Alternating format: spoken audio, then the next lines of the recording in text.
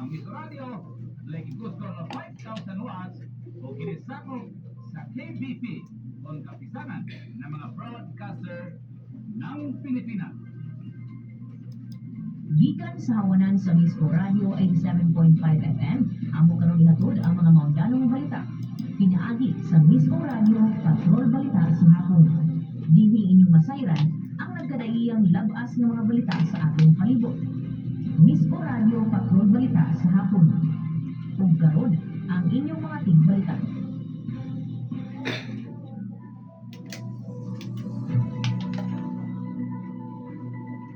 Maayong hapon, Misamis Oriental, tibok na sulingon man tibok kalibutan, nga naabot sa atong sibiyahan.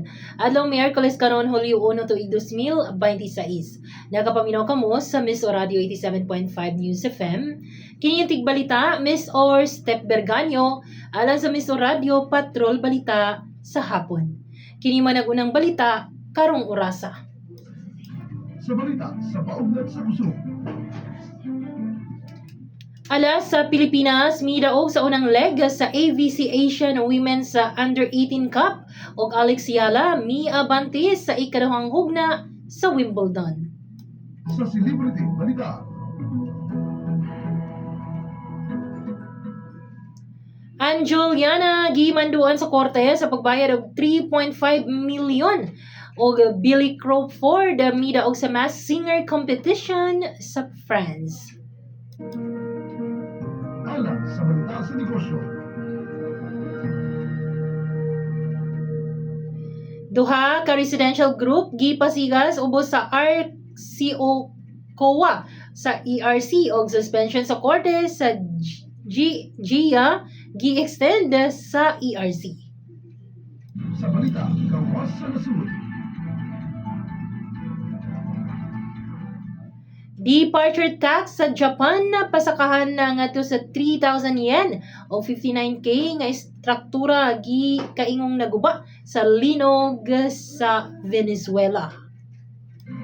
Sa balita, sulod sa nasud. Laban kontra White Elephant, proyektong gipangbiyaan gikontra ni Senator Bongo o Gorbax giban o giwala na sa Google Play o Steam sa Pilipinas. Sa balita sa rehiyon.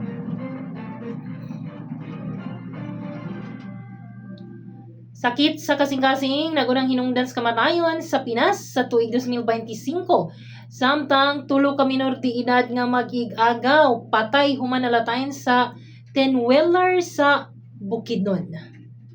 Alang sa balitang lokal. Hamugaway nga public market sa Alubihid, Miss Or, valor 73 milyones. Formal na nga gi-turnover ni Deputy Speaker Bambi Imano sa lungsod sa Alubihid. Dugang balitang lokal, libreng eye check-up gihimo sa Taguluan o join kick-up ceremonies National Disaster Resilience Month gisugda na sa Miss Or. Samtang dugang balitang lokal, Cagayan de Oro City Councilor E.V. Imano aktibong ni partisipar sa regular session sa Dakbayan. Sa pulis, balita. Lalaki gitigbas patay sa wala may lang suspek sa Talakag o bangga sa duha ka motorsiklo o sa patay tulo sa Maran. At ang mga detalye niini sa atong pagbalik.